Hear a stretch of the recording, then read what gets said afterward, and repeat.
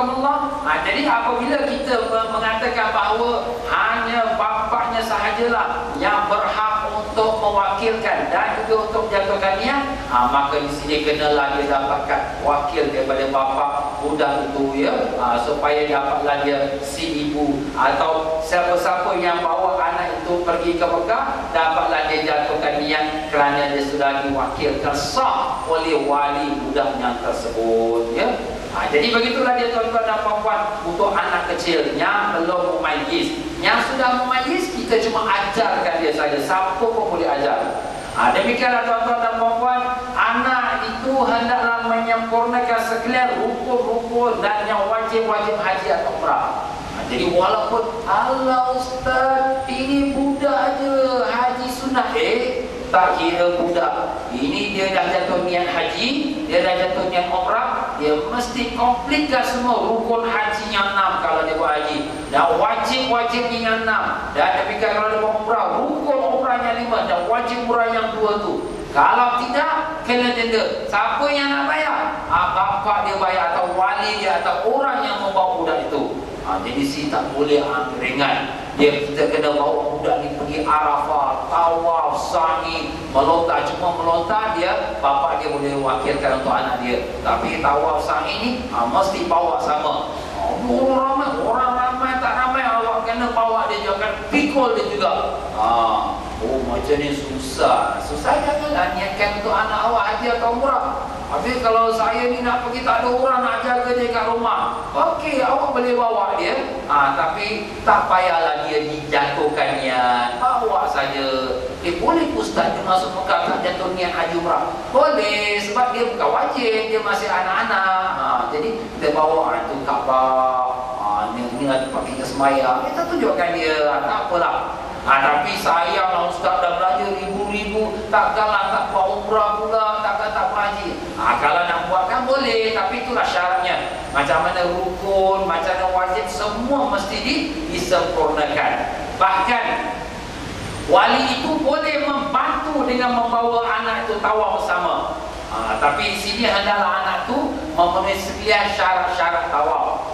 Syarat tawaf apa? Mesti di dalam wudu, bersih, jangan dia hanya menanggung najis.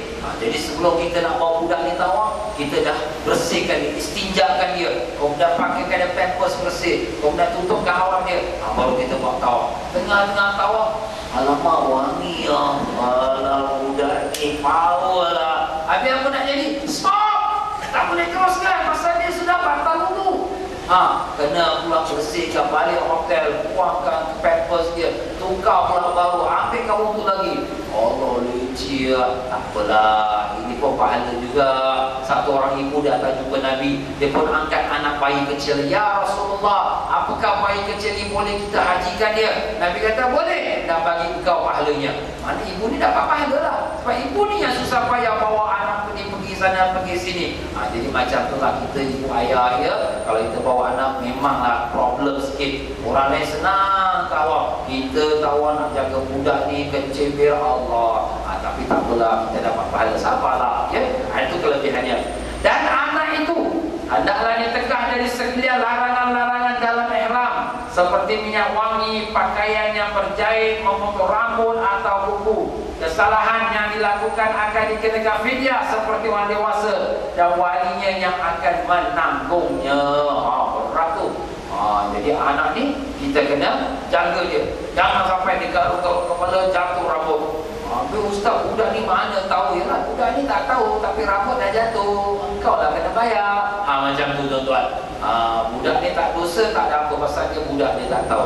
Jadi itulah hukumnya. Pendek kata, sama macam orang dewasa, cuma denda itu dikenakan atas walinya.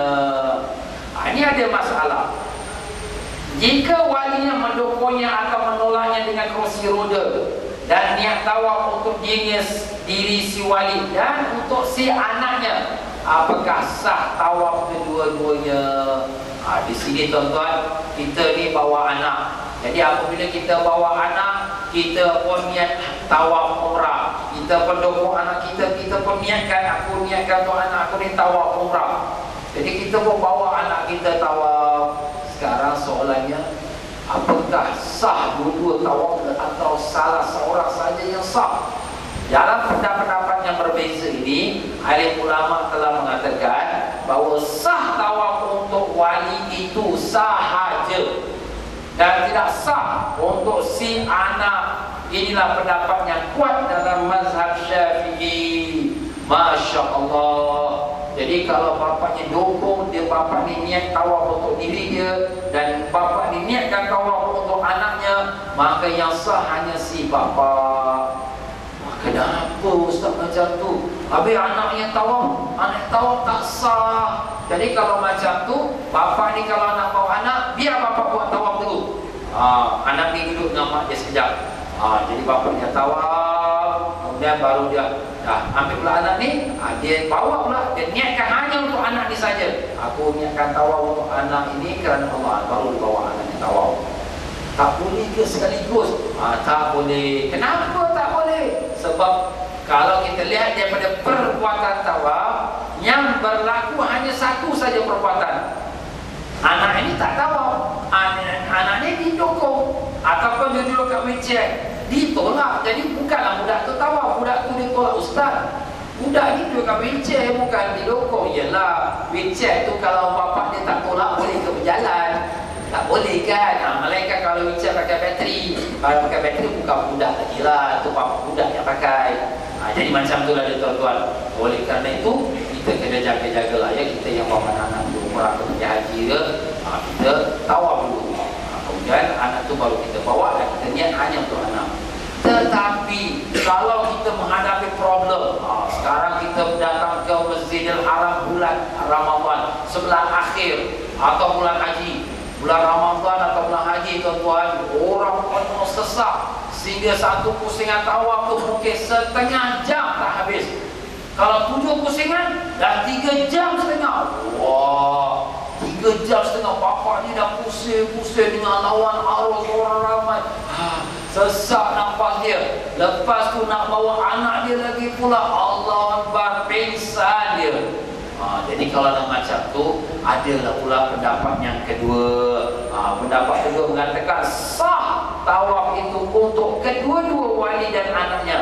Pada pendapat yang lemah, jika keadaan kesesakan orang ramai menjadi kesulitan, bolehlah berpegang pada pendapat ini. Ini keadaan darurat. Darurat tu apa? Terpaksa, no choice. Macam sekarang kita dalam keadaan lapar sekali, tak ada apa nak makan, yang ada nak hospital bangkai. Macam mana ni, aku kalau tak makan mati aku. Tapi ni bangkai haram najis. Tapi dah kerana darurat, kita pun makanlah sikit. Jadi untuk hilangkan kelaparan supaya kita tak mati. Itu dah terpaksa. Kalau sekiranya kita dah ada makanan yang halal, kita tengoklah orang tu makan ayam pangkong yang tak sembelih. Alamak, sedap dia makan, nak try sikit. No try ya. Ini haram, najis, tak boleh. Abu Ustaz tadi kata boleh. Itu darurat. Nampak tuan-tuan? Jadi kita kena ada beza. Maknanya kalau kita nak bawa tawaf anak ini, kalau betul masalah timbul, tak apalah, kita pakai pendapat yang kedua, darurat. Tetapi kalau buat umrah biasa sekarang ni, 1 jam maksimum lah saya katakan, 1 jam dia selesai tawaf. Kalau macam tu tak ada daruratnya. Tapi kalau bulan haji ataupun bulan Ramadan, tapi Ramadan pun sebelah akhir, sebelah awal tak berapa sangat. Belah awal ni ramai tapi boleh tahan lah. Tapi 11-10 malam yang terakhir, last 10 days tu, kenapa Ustaz last 10 days tu ramai sangat orang? Sebab ada malam apa? Lailatul Qadar. Satu kali umrah kita dalam malam Lailatul Qadar seperti 1000 bulan punya umrah. Masya Allah. Besar pahala. Sekali satu malam punya sembahyang dalam Lailatul Qadar lebih baik pada 1000 bulan punya sembahyang. Dahlah pula dapat pahala Lailatul Qadar, dapat pula sembahyang dalam Masjidil Haram. Satu sembahyang pun dah ada 100,000. Dapat pula sembahyang orang ramai 2 juta, kali lagi 2 juta. Masya Allah. Komputer pun break